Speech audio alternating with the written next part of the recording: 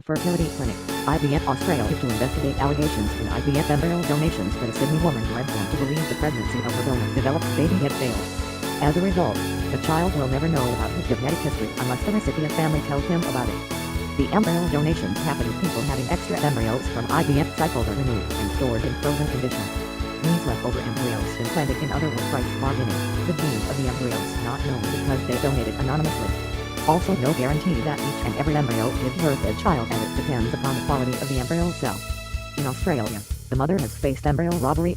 She still fights for the regulation in fertility donations as anonymous recipient of her embryo claimed that she miscarried.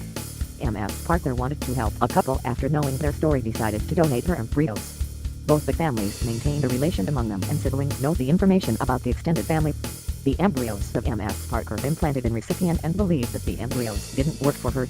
As she found the photos of the recipient with the baby boy, she got stubborn after seeing it like her own son, as she assumed that she had baby luck. Finally, IVF Australia confirmed to Ms. Parker that the dates of embryo transfer and pregnancy do line up. Now, Ms. Parker has shared her story to fight for the rights of the child to know their genetic history, since currently, there is no state or federal legislation protecting them. The owner's fertilization experts believe that the little first of its kind has exposed in Australia. They claim that law should protect the donor to develop children and the donors. These causes raise the queries about IVF industry protect the welfare of the patient. The Facebook posts with photos of baby have become noticeable in similar with the transfer of Ms. Parker embryo in 2014, and it is believed baby developed by other means. The images of baby in Facebook vanished when browsing the profile. Ms. Parker insisted that even if it is direct donation, the owners should be maintaining contact with children via these fertility methods. It also encouraged the relationship between genetic siblings. Ms. Parker and her donor recipient quickly built up a talk over emails exchanging details of their families and lives.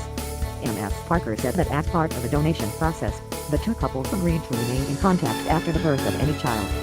Exchange yearly photos and occasionally meet up with their respective children so the genetic siblings could know each other. The transfer of Ms. Parker's embryo was due to take place in early November 2014. However, there was a hold-up in Ms. Parker's embryos to the recipient's clinic. So on November 18, Ms. Parker emailed the recipient, "I just got a call from the lab that IVF fertility and the embryos have been picked up, so they are on their way to Sydney now." A year later, IVF Australia called Ms. Parker. The transfer of two embryos had failed, with the recipient advising them over the phone of bleeding. The recipient posted the photo on Facebook of the baby, captioned 5 months today. This suggests he was born on August 20, 2015, approximately 9 months after Ms. Parker's embryo would have arrived at the clinic in Sydney. She suspected something unexpected had happened.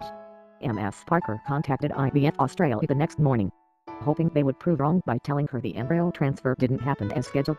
The Associate Professor Illingworth offered to apply for the Parker's details placed on the donor conception register, so the record is maintained of their embryo donation even if it wasn't linked to the child born. Ms. Parker said the clinic told her they asked the recipient to come in for a blood test to confirm whether or not there was a pregnancy when she advised them of bleeding, but the woman declined. IVF Australia had declined to answer questions about its procedures, including whether it guaranteed as the first time such a case had arisen or whether it would change its processes. Ms. Parker's support in taking responsibility to implement changes to donor conception laws to prevent this happening again. For more news, visit ChinaNews.com.